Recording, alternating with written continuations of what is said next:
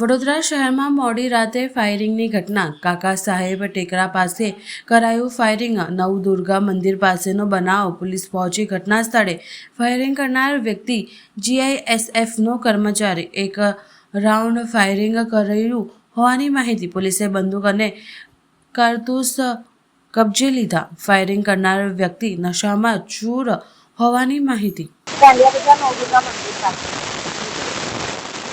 ખબર ને એ માણસ દર્શન કરવા આવ્યો તો દર્શન કર્યા એને અને પછી એને એકદમ શું ગયો તો ગન ફાયરિંગ કરવા લાગ્યો. એ ત્યાં જ હતું, મંદિર પાસે જ હતું.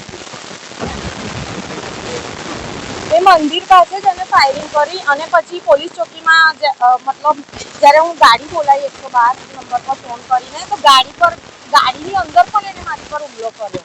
ખબર ને એને શું હતું. અને પછી એ પોલીસ ચોકીમાં જ્યારે એને પૂછતાછ કરી ત્યારે એવું બોલતો હતો કે હું ડિપ્રેશનમાં છું.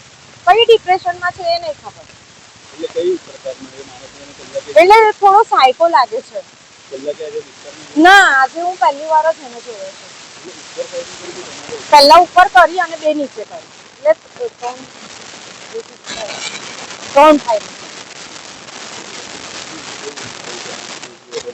ના, એ લોકોને તો મોહલ્લામાં બધાને એવું લાગ્યું કે કોઈ ફટાકો ફોડ્યો છે. પણ જ્યારે હું પાછળ ફરીને જોયું ને ત્યારે ફાયરિંગ મેં એના હાથમાં ગન જોઈ ને તો બી ગઈ.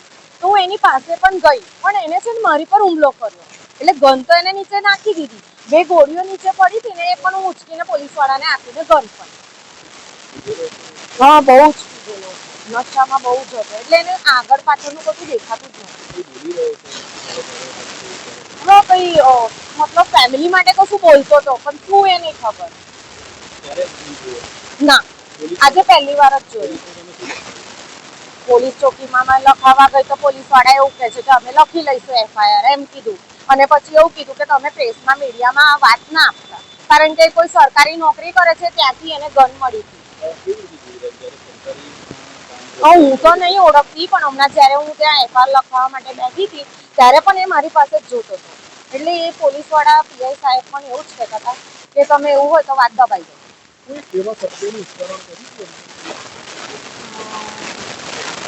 એની વાઈફ માટે તો શું બોલતો હતો ખબર નહીં શું.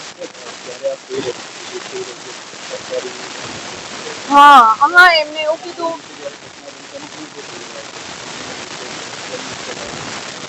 હા, એમને એવું મને પૂછ્યું તો મેં એમને કીધું એ તો મને પણ ખ્યાલ નથી. એ ટાઈમે હું અચાનક જ મારા ઘરે ગઈ હતી. મારા ઘરે પાછળથી મને ફાયરિંગનો એટલે ફટાકા જેવો અવાજ આવ્યો ને તો મેં કીધું શું છે જોઉં. તો હું પાછળ ફરીને જોઉં તો આ ભાઈ ફાયરિંગ કરતા હતા. હું ત્યાં જ હતી. ના, એટલે હું ત્યાં જ હતી, બહાર જ હતી. હું અંદર નહોતી ગઈ, ખાલી બૂમ પાડવા માટે આમ ઉપર જોતી હતી. પછી પાછળ ફરીને જોયું તો આ ભાઈ ગન કાઢીને ફાયરિંગ કરતા હતા. પહેલા ઉપર આમ કરીને એમને ફાયરિંગ કર્યું અને પછી નીચે સામે કર્યું. બે કે ત્રણ ગોળીઓ નીકળી. એમાંથી બે ગોળીઓ મેં આપી એમને, એક નહીં મળી કારણ કે એમને ઉપર હવામાં કરી હતી ને એટલે એ નહીં ખબર. હા, એ સાયકો છે. મનીષા દાંડિયા બજાર નવદુર્ગા મંદિર.